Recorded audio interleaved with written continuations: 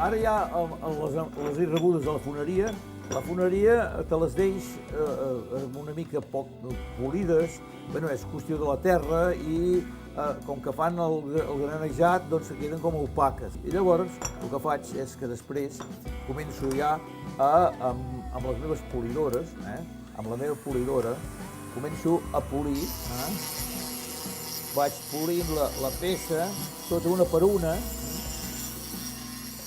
El mèrit de la medalla fusa és aquesta peça que es pot dir que és una peça única, que cada peça s'acaba per si sola, és a dir, que no és una cosa feta en truquell i amb molla, sinó que cada una s'acaba per si sola. A través d'unes llimes, aquí tinc una sèrie de llimes aquí, a través d'unes llimes, doncs el que fem és que estem polint els cantos, polint els cantos li donem tota aquesta sèrie de textures i qualitats que corresponen. Aquesta ja està polida, aquesta ja l'estic polida, que és la que estava fent, tot el costat ben polit, tot d'això. I aquí hi ha el procés ja del repàs, de si hi ha algun defecte, corregir-lo, que no n'hi ha masses, però sempre les peces tenen algun petit defecte, però aquest defecte se corregeix de seguida.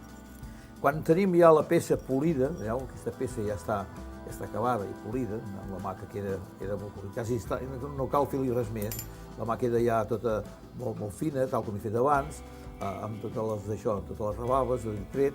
L'altra banda, aquí ja estava una mica àspera i li he donat més polit, el centre del botó de la rosa també, i llavors això ara el que haig de fer, després de tindre'ls així, que la peça ja té una qualitat, llavors el que haig de fer és patinar-la. Què fem per patinar-la? Això ara se frega ben fregat, així. Nosaltres la freguem amb fregall d'alumini i això ens hi passem cada peça uns 10 o 20 minuts, cada peça, per deixar-la ja a punt de patinar. La pàtina vol dir que aquesta peça d'aquí, aquesta peça, jo ara la tinc preparada perquè en el moment determinat tinc àcid sulfur de potassa, que és un àcid que al donar-li per sobre, fixeu-s'hi bé, com se va enfosquint poquet a poquet, veieu? Se va enfosquint. I veieu que aquesta banda ja està feta. És a dir, que l'he fet abans, vol dir que la peça ja es pot patinar. Llavors, el que faig és que les acalento, les peces les acalento una per una, perquè l'àcid penetri dintre els poros. L'àcid penetri, veieu com sua, la medalla sua ara. La medalla sua i llavors el que fa és que la pàtina queda molt impregnada en el bronze i queda ja a punt de poder-la polir. Ja sabeu com va marxant la suor i va quedant això. Quan aquesta peça ja està provocada, la superfície és un negre fort, llavors el que fem nosaltres és ja fer valoracions de brillo, de contrastos. Fixeu-vos bé que jo el que vaig fent és traient les parts altes de l'àcid, que ha creat una superfície molt negra, i l'estic donant fent sobresortir el metall. Veieu, aquí va sobresortint el metall, les parts altes són les que brillen i les parts fondes queden les que són fosques. Aquest treball és un treball de peça per peça, és a dir, que no és una peça que surti en cadena, sinó que és cada peça el que se'n cuida de patinar-la, com pot ser jo, que me'n cuido de patinar-la, li dono el màxim possible de qualitat que li correspongui.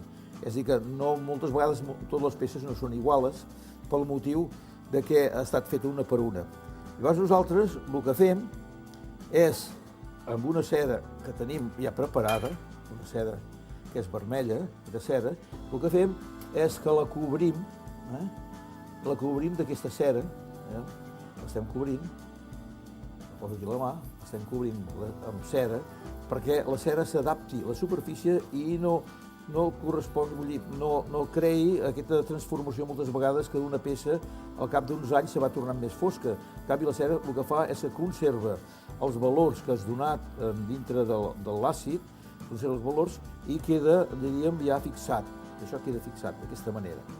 Quan la peça ja està seca, llavors nosaltres, amb un drap o amb un raspall, el que sigui, veieu, aquesta ja té la figura ja empastada amb cera i que solament nosaltres el que estem fent és donant-hi els brillos que corresponguin. No? Llavors, moltes vegades, per unificar la mateixa peça, tenim aquest teixit de polvostal que li donem una passada per sobre, i li treu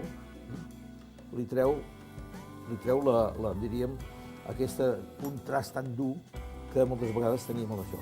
I a través del raspall, la medalla, el que s'està fent és agafant més qualitat, perquè amb els racons que són tan foscos, llavors tenim que hi ha la medalla quasi acabada, en la qual aquesta peça ja està a punt d'oferir-la al client o, en fi, exposar-la o tindre-la en una vitrina. Us he de dir-vos que també és molt important tocar-la molt, la medalla. La medalla necessita agafar-la i acaronar-la, perquè és la manera que ella mateixa va agafant més qualitat. És a dir, que jo ara aquesta peça la tingués en les mans i la tingués contínuament bastants dies, en fi, donant-li aquest tacte, llavors la peça agafa més valor de la pàtina. Valors com més el toques, més el modeles amb les mans, és a dir, no d'un bullit de l'artista, sinó de la persona que té la mà, llavors va agafant un tacte visual que és agradable, és a dir, que la pàtina té una bellesa. És a dir, que aquest és tot el resultat d'un treball, d'un procés, que des d'una peça que surt de la foneria, veieu? Aquesta peça surt de la foneria d'una manera poc agradable moltes vegades, perquè hi ha terra, hi ha una sèrie de fallos, no dic fallos, però sí que són conseqüència del treball de la mateixa foneria. Veieu? La peça canvia completament de la seva característica del que és una medalla. Aquest és el procés de la medalla, des que neix l'escultor, passant per la foneria i acabant el mateix escultor que sóc jo que la faig. Jo sempre prefereixo ser el que dona l'últim vistiplau de la qualitat de la peça, perquè cada peça té una personalitat i per tant aquesta és la que jo sempre busco i continuo buscant sempre per donar-li aquesta qualitat a la peça. Aquesta peça que ha estat realitzada a través de pastelina ha anat fent una evolució fins a arribar com és ara la medalla que serà la que correspondrà al 75 aniversari del grup de filatèlic col·leccionisme de Reus.